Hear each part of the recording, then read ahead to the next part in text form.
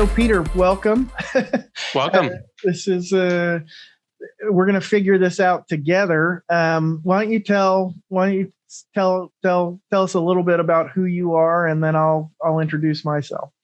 Sure. So my name is Peter Lohmann. I own a company called RL Property Management here in Columbus, Ohio. And by day, I run the management company here. We manage about 450 rental units.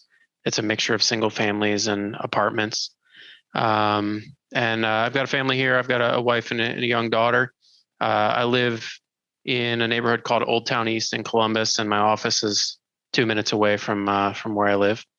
How'd you come up with RL Property Manager? Why that name?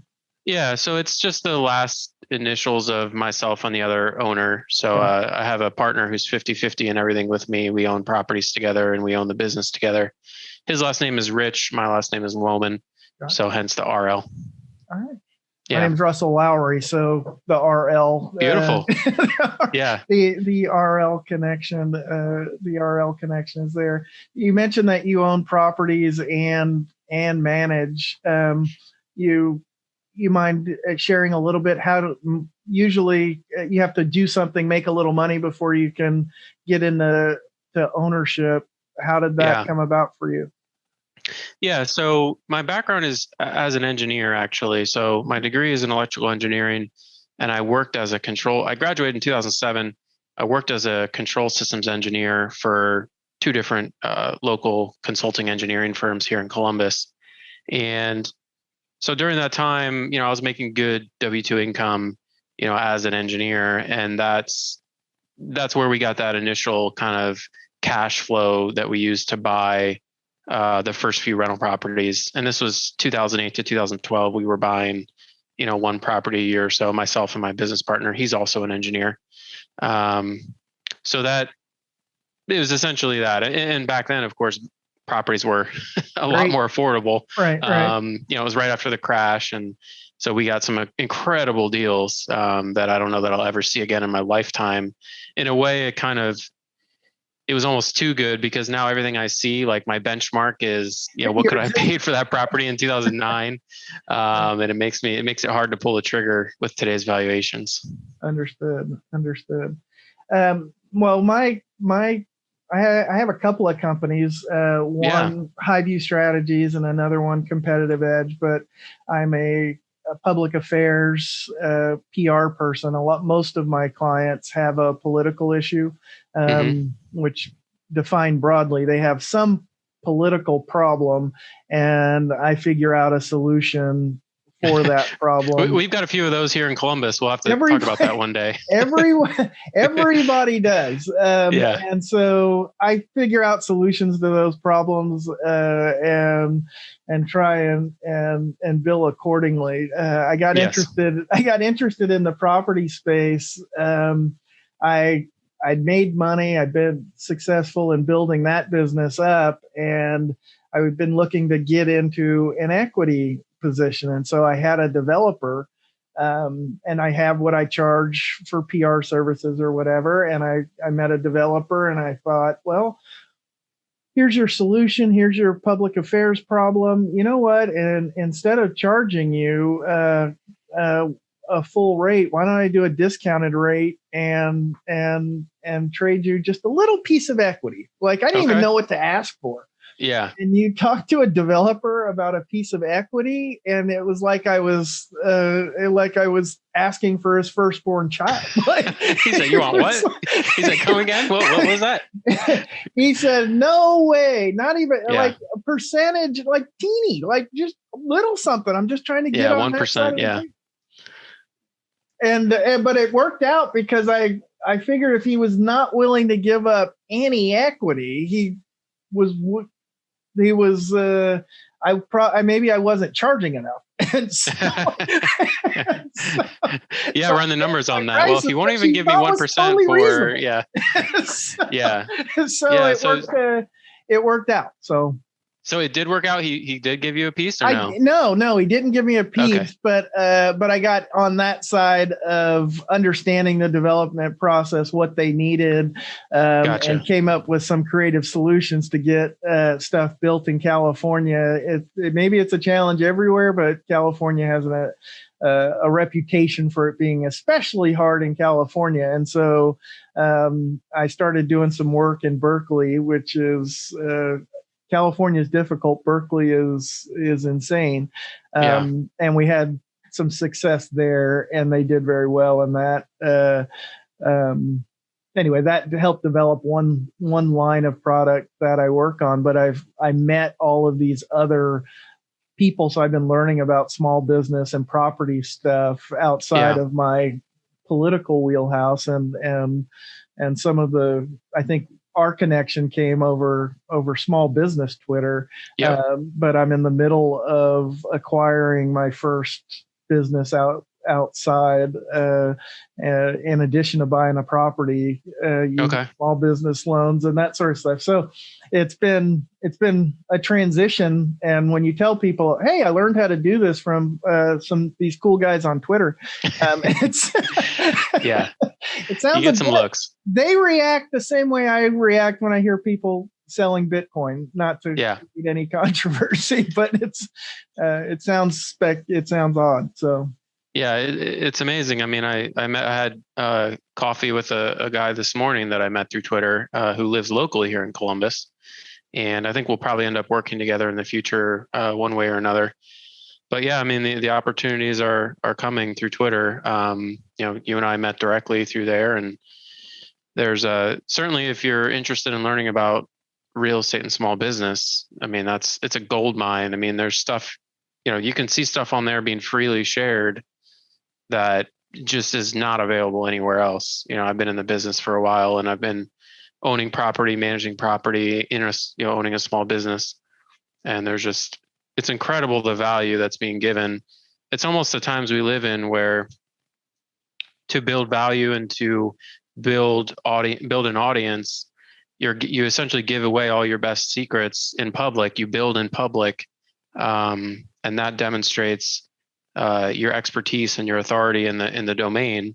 And then when folks need specific advice, or when they need to completely hand something off, you're the first person they call.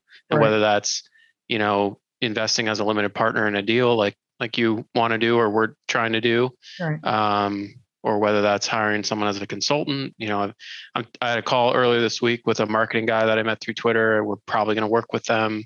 So it's pretty incredible. That's great. When you first started as a property owner, you got your W-2 income. Did you hire a property management company, or did you do it yourself right from the start? We did ourselves from the start. My business partner and I, it was really easy with just a small handful of properties, and we were single and young, and we had nothing better to do. So it was there was no shortage of time because we were just working our day jobs. So yeah, we self-managed, and we kind of limped along and figured it out. And in the process of doing that, especially once we got a few more units, we put together some systems and processes to do that and make it a little bit more streamlined. And then, we started kind of networking and talking with other property owners, and they were all complaining about their property managers, and they couldn't find one they liked. And at the same time, we were kind of getting sick of working for other people. We wanted to do our own thing. And that's how the property management company came about. We saw an opportunity like, hey, there has to be a way to do this, to create a property management company that's designed for real estate investors. It operates with transparency. It operates in a way that puts the owner's interests ahead of our own as the managers, because we wanted that for our own properties and we couldn't find it. So that really kicked off, we went and got our real estate licenses. And then in 2013, I quit my job and started this business. And when we started, it was nothing. There was no units. There was no clients other than the ones we owned. I was just operating out of my apartment, and then just slowly, and then a little bit more quickly, built up some momentum, and started getting clients, started getting units, started building some scale. So yeah, it was just self-managing to start, and then eventually managing for others. So you shared the growth trajectory of your business on Twitter, Yeah. which I found remarkable. How did you go about meeting other property owners? You had to get outside your apartment. They're not swinging by to chat you up in there. How'd that happen? Oh, let me think back. So the early days, I tried to attend to every real estate meetup group that I could, and there's a bunch of these in every city. If you just Google real estate meetup or multifamily meetup, single family rental meetup. So I would go to those and chat up investors. I started to befriend realtors who were working with investor clients.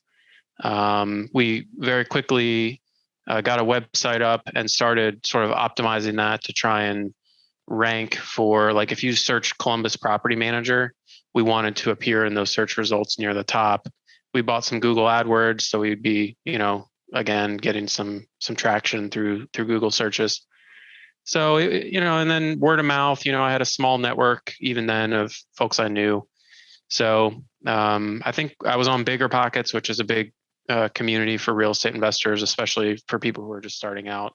So I jumped in there and just started chatting. So it took a while. I still have I took a screenshot. That is the old thing, like, you'll see the dollar bill of the first money a restaurant ever made. They'll frame it and put it on the wall. Well, unfortunately, our first money we ever made was like a Chase Quick Pay or something. So there was no physical, but I printed to PDF the email that we got, and I still have it. This is the first money we ever made in the business. So yeah, it was hard getting started. I mean, it was a little scary, right? I Sure. quit my engineering job, and I had just gotten engaged, right? So my wife's kind of like, "What do you said what now? You're quitting your engineering job?" That's not what I signed up for. But it worked out, so she's happy now, I guess. That's great. Do you expect to just grow your property management business? Is that your ambition, or do you have other thoughts, or is that that's what you're going to do? Yeah, so definitely want to grow the property management business. I'm all in on the property management company. I spend pretty much every waking moment thinking about it and how can we grow and how can we make our clients more successful with what they're doing with their properties. There's other opportunities that you see. The longer you've been in business and the more you bump up against the limits of what's possible in a given domain, both the software that's available and the constraints, whether geographically or with what customers are coming to you with, you start to see opportunities, right? So we've seen a few different opportunities, probably 2 or 3 good ones over the years, where we're like, okay, there's something there. We can take what we know about property management and real estate with our engineering backgrounds and maybe make something happen there. So there's a few things kind of on the back burner that we're sort of moving along slowly and thinking about, but the management business really is 100% of the focus. We had this funny idea when we started that we'd have all this extra time, since we weren't working at our day job. We would be able to kind of manage properties for a couple hours a day, and then we'd be able to run around and go look at properties to buy, and have all this extra time to walk properties and scour the MLS and search for off-market deals and everything. Well, it just immediately we were overwhelmed with work with the management company, and we barely have bought any properties since we started it. So that didn't work out as planned. But we did syndicate a few deals back 2012, 13 time range. So we got our feet wet with that. I know that's all the rage. I don't know what do you mean syndicate a few deals? Sure. So when and you'll see people on Twitter talking about this a lot, like if you're a general partner in a real estate deal, you're syndicating. You're bringing in outside investors, the limited partners. It goes by all these different names, like syndicating, or sometimes people call it joint venture or GP, general partner. So yeah. Okay, but when you say syndicate a few deals, was that to buy property or to pick up property management business? It was to buy property. Okay. Yeah. So a couple single, like 3 or 4 single family and maybe a 2 family. We brought outside investors in for those deals, and we still own all those properties right now. One of the books I read, and I forget now who recommended it, but it Buy Then Build, and I started my business with bare walls, and that phone not ringing, that inbox zero is terrifying. Yes. Yes. Hello, is there anybody out there? And I wouldn't change. I gained a lot of experience, and I'm appreciative. But I made so many mistakes, and it was so expensive. Knowing what I know now, I would much rather start with something and then build on what I already have. Do you think in terms of buying property management business from other people, or just adding a property by the one-off owners that want to hand it off? How do you think? Yeah, great question. So we do buy other management companies. In fact, twice in the past 5 years, including once last year, we bought a book of business from another management company locally here.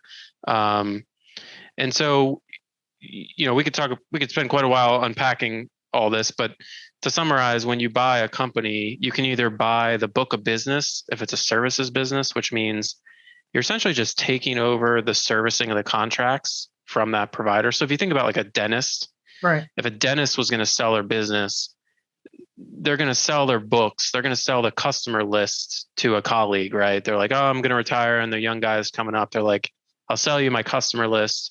And the outgoing, the seller will try and make it a smooth transition. Oh, we're partnering up with, this new guy, and we're going to migrate all your patient records and everything. It's the same thing with property management. So you buy a book of business, and you essentially just bolt that onto your existing operation.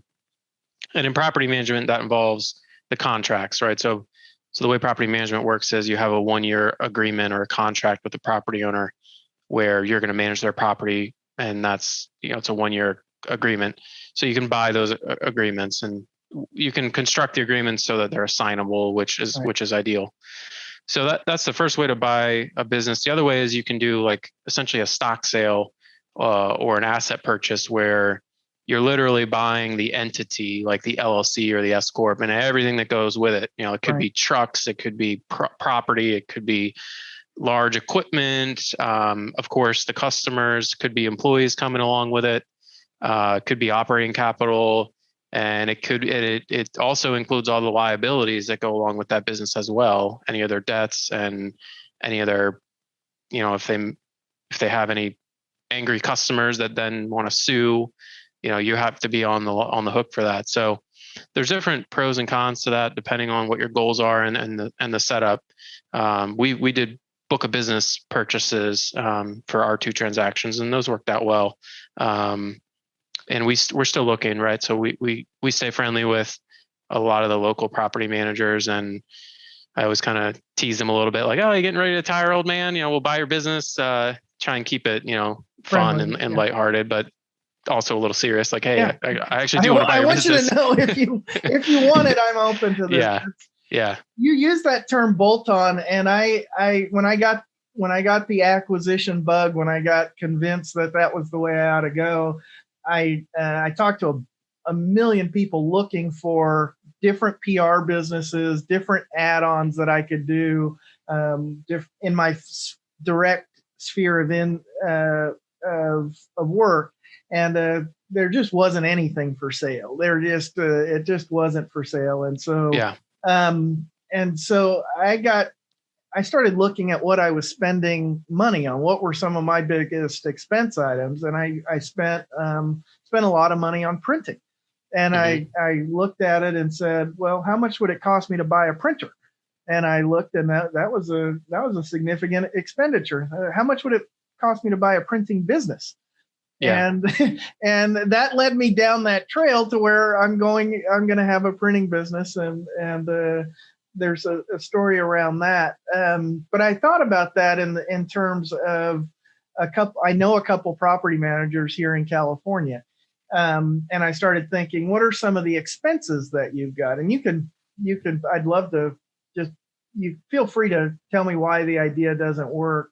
And I think you mentioned that you don't even recommend vendors because of different That's problems. right. Yeah. And the idea I was saying, if I bought a landscaping company, and I mow grass and I'm not designing yards. I'm just mowing grass and tending to it. That business would have a certain value. And then if I approached a person like you and said, if your properties are allowing you to pick who mows the grass, or if that were part of it, if I added in the person that I'm talking to felt fairly confident that they could get me 30 grass mowing accounts if that's what they wanted to do. If I could do that confidently, they wouldn't care. They don't care who mows the grass. Yeah. I could do it, so I'm looking at that and saying, property managers buy so many different services and need so many different vendors and you need people who can reliably service your customers. Yeah. Have you thought about owning any of those vendors that you use underneath so that your clients are getting high quality service? Because you're not maybe necessarily in-house to the property management, but as a I don't know what the right phrase is, but that's how I think about a bolt-on or a related business, related entity. Yeah, we absolutely have thought about that. So a couple things come up when you mention that. The first problem that we have is scale.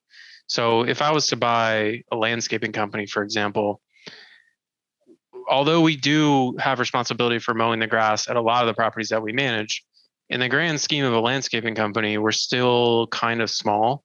So if I were to buy a landscaping company, I would basically be owning a landscaping company, and I would have a tiny little percentage of the revenue from that company be guaranteed, basically, because I would be giving it from my management company. So I think the higher of the more you can scale, the more that starts to make sense. If I'm managing 2,000 units and they all need their grass cut, now it starts to make a lot more sense to either buy a landscaping company, or I think what most property managers end up doing is they just bring the services in-house.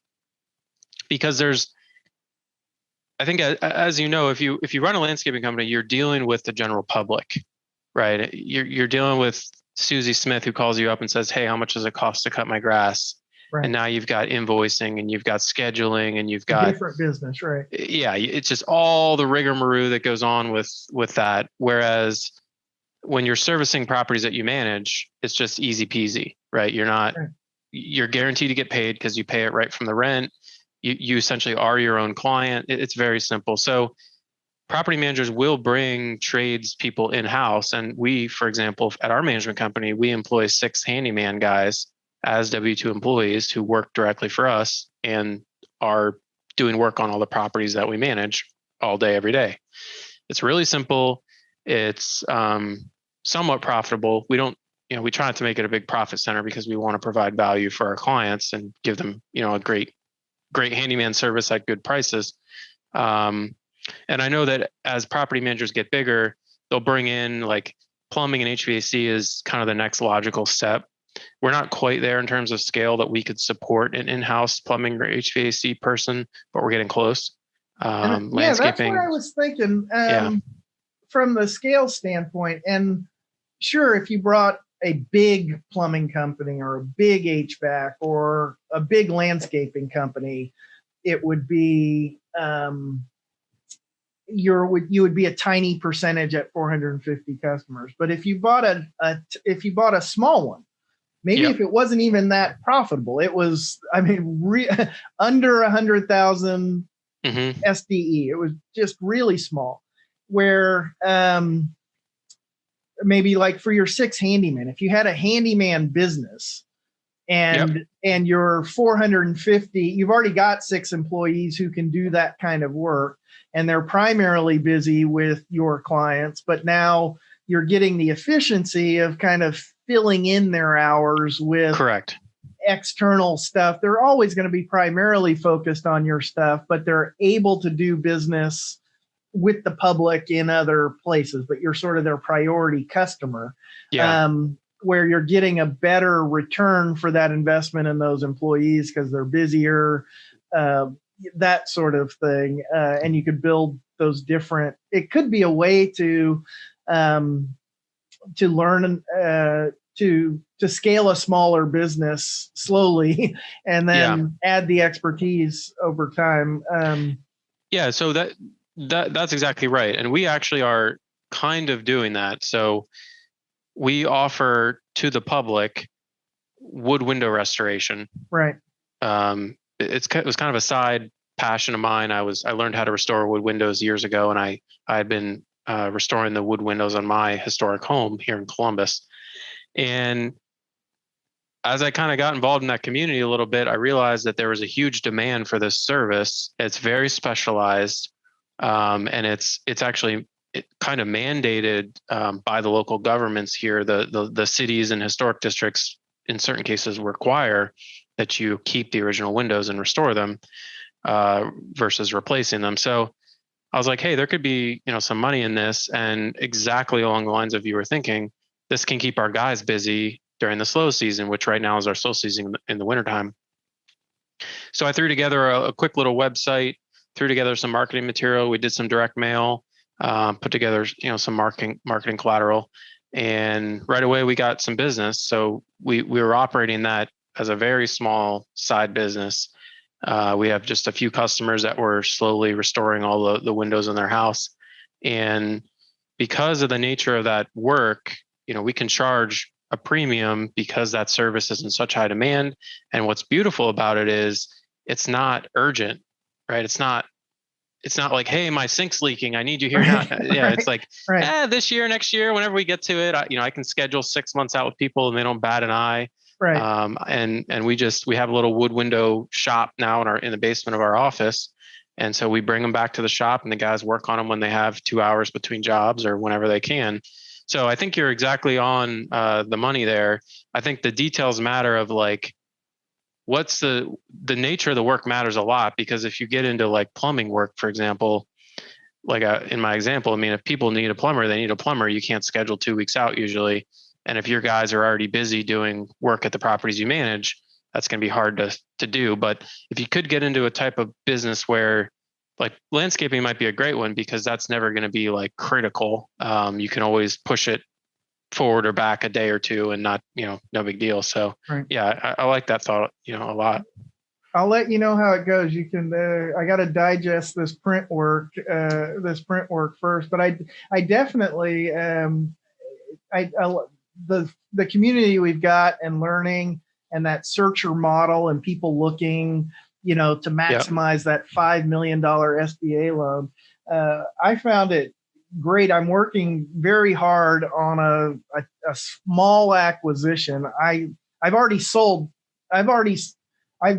double the revenue in year one because I've already sold what they were doing in revenue last year. So that my strategic advantage was I know how to sell printing because I know a lot of print consumers and I know what our headache. So I kind of de-risked the whole thing. Yeah, it makes complete sense. I found a great banker. I found a good lawyer. I am overpaying because my strength has never been accounting, but I've found somebody who can explain the whole thing to me. And I'm doing a 13-week cash flow analysis and they're training me on how to do this and what all the margins and industry standards in this business ought to be. And I can sort of cherry out the experience. Nobody would pay what I'm paying for the advice that I'm paying for this tiny transaction. But I really wanted to be able to prepare for a larger one down the road and build skills. And so you're in contract to buy this business? Yeah. Okay. Yeah. Great. And somebody, I'm going to go back through, but somebody can, like, I didn't need the cash to buy the business, but someone was explaining the leverage and the small business loan and they're waiving the fees and they're giving me 6 months worth of payments. That's right. And so I'm going through the nightmare of going through the SBA loan, but mainly because I wanted to find the banker. And so we're doing the exact same thing. So I feel your pain. We are looking at another local business, which I'll hopefully be able to talk more about as we get closer. But so we are literally in the middle of SBA underwriting, which it sounds like you are too. Yeah. And it's painful. I saw someone on Twitter was like, SBA loans are the government's gift to entrepreneurs who can stomach a marathon of paperwork and a personal guarantee. I think that was like almost word for word what it was. Maybe it was Brandon Laffridge's pinned tweet that gets so much traction. Yeah. But I think that's correct. I mean, the SBA is asking us for a business plan for a franchised company. Right. It's like, right. Like it's the franchise. Like, anyway, so yeah. I have to write up. I have to write up a business plan, but I've just described it to you. I called three colleagues in the business and said, if I buy this printer, can I have, will you print with me? And they said, yes, that's my plan. I'm going to figure out the rest, but exactly. I know that I'm good. I know that I'm covered here. But I'm also buying, I wound up buying, now I'm buying a building to house the business. And that pumped up the value of the transaction and brought in the personal guarantee. And so, but I'll own a piece of real estate that I wouldn't have otherwise. Well, that's great. I mean, there's a lot of tax advantages of owning real estate. Right. So that's a great thing. And so I'd love to hear a little bit more about your background, how you got to where you are and what you love doing and helping people solve. It sounds like you solve tricky political problems. How did you get into that? And what specifically within that domain is like where you like to operate? I'm a bit of a deal junkie, but I grew up in the Bronx. I grew up in the ghetto. I had no vision of going to college or anything like that. I thought college cost $35,000 a year, and I hoped to make $35,000 a year. I thought one day, if things worked out, I could be the assistant manager at the grocery store. That was my ambition, and I joined the military. 2 years. Everybody in my family did. It's what you did. And in there, I took some tests, and somebody said, "What are you doing in the military? You need to go to college." Wow. All of my family had been born in New York City in the Bronx. That's where we were born and raised.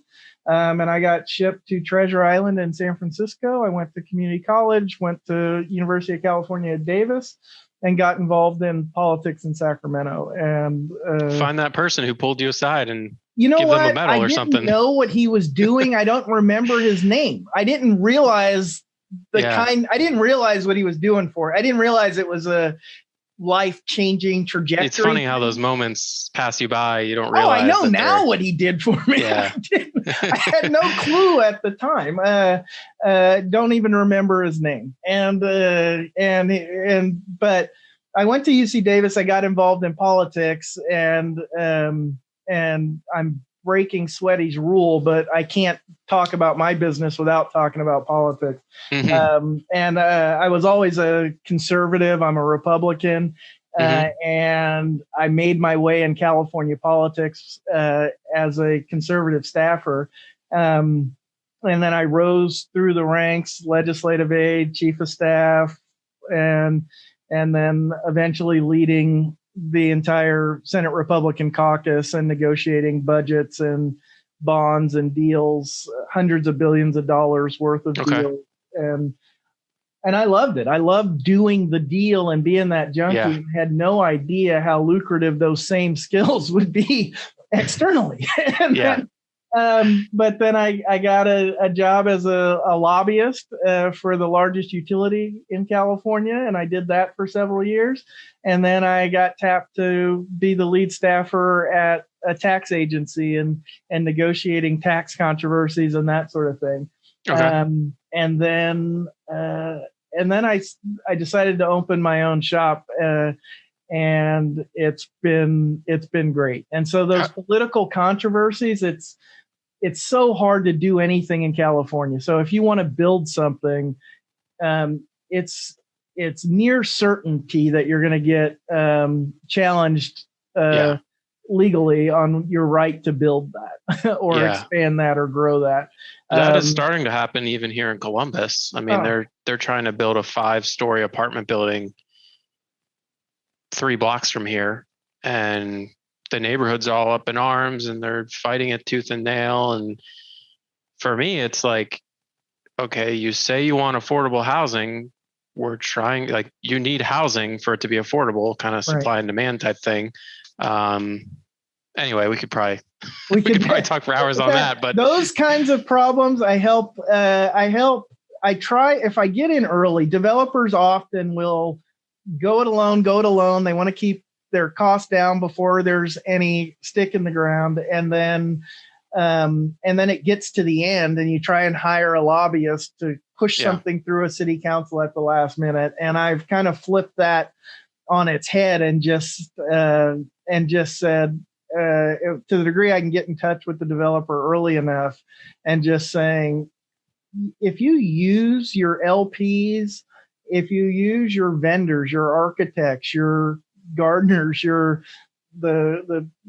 construction teams, your entire network, and you think about that and construct a political plan to get your project approved before you start, you save yourself a lot of expense and headache because all of those people have political relationships already. So that's one nature, and that's one vein of client. And then there's people who have business before the state legislature, and I call myself a bit of a translator, but it's a leftist progressive legislature. And so you have to explain your issue in words and language that they're going to understand and care about. And it probably doesn't involve your balance sheet or, probably not. or how much your margin is or how much you're going to make. That's not unimportant, because if you can't build it, then the good that they care about can't happen. Right. And so if you can explain language and consequences to a progressive legislator or decision maker in a way that makes sense for them, you can still move your project forward. I just had a little Twitter exchange with Moses Kagan this morning, but the city of Berkeley, the bastion of liberalism, just voted to eliminate parking requirements for development in the city of Berkeley. The consequence for that is the yield on a piece of property is much greater than it otherwise would have been, which means people can afford to build more stuff. But if you'd known that was coming, you could have profited and invested in that and changed the economics of property. And that's my task now is sort of, for my job, developers generally think they understand the political process. And so it's not expertise they want to pay for because they think they know it. And so I wind up, I have to first convince a client that they know less than they think they do. That's always a fun task. It's different, but I don't need many of them. It's not I don't need many of them, and I don't bang my head against the wall if they don't. But when I get one, we're pretty good at doing that, and it's I'm always at fun. a point now where I don't have to impact their balance sheet before the deal. I'm more than happy to get on the other side of it. And and how long have you been out on your own then? It's been 3 years. It's been 3 years out on my own, and it's been great. And so the learning and growing that sort of the business, I learned that I wound up creating and buying a job for myself. It's not sellable to anybody else. I didn't have a platform that anybody would buy. We'll work on that. That'll be but good. but I've learned, Yeah. and now okay, this is how I would have to structure this. I've hired, I've staffed up, I've got people to help now, and I'm building systems to try and capture more of that value as we go forward. And so, but I've learned from you.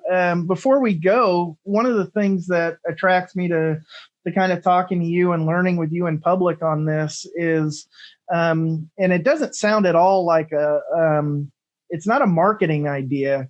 You've talked about adding value, beginning every day on how you're Yeah. going to add value to each of your interactions. Can you talk a little bit about that and how you came across this or why you've embraced it?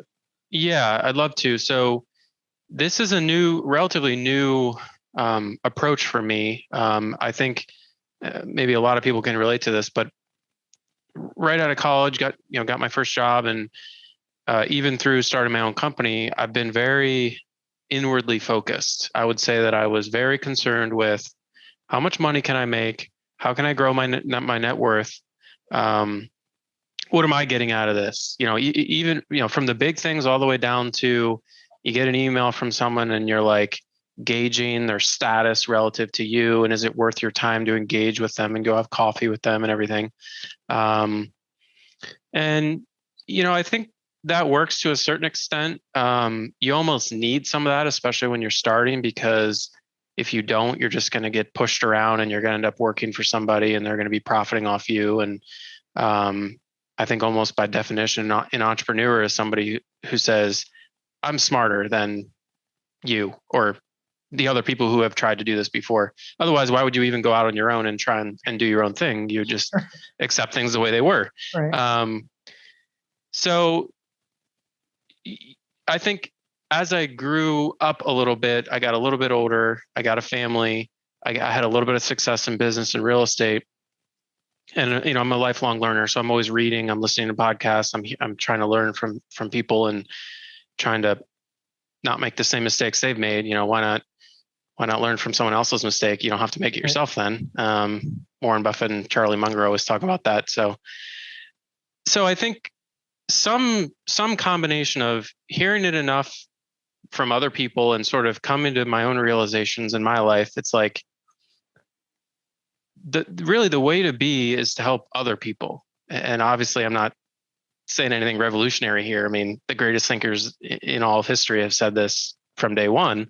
But you're going to be happier and you're going to be more successful if you're outwardly focused, if you're thinking about others and how you can help them and how you can make them successful and where you can add value. And so for whatever reason in 2020 or here in early 2021, that just became real for me. And you can hear it 100 times and it just bounces off. And then for whatever reason, someone says it a certain way, or you finally get to the stage in life where you're receptive, and it becomes real for you. So now in the mornings and when I'm thinking about my day and looking at my inbox and my calendar, I'm like, okay, I want to make other people successful. I want to help. I want to provide 10 times the value than I'm receiving, right? So if it's a client and they're paying me whatever per month, I want them to receive 10 times that amount in value, right? And the old saying is price is what you pay, value is what you get. And same thing, everything from people I'm interacting with on Twitter. I try to make sure that for every ask I make on Twitter, I'm providing value 10 times. I don't sit there and calculate it, but it's definitely there. It's definitely there. And even, that there's study, there's all this research on like what makes marriages last. We're kind of getting in the weeds here, but if you look at it, it's like you have to have like 7 positive interactions for every 1 negative one. And that could even be something as simple as saying, hey, you look nice today, or hey, you did a great job with dinner, or hey, thanks for picking up the kids. That was really nice. You didn't have to do that. Those little things are cumulative and they strengthen that relationship. And I think that extends, to more than just romantic relationships. I think it's for everyone really. So, just thinking first about others and how you can provide value and how you can make them successful.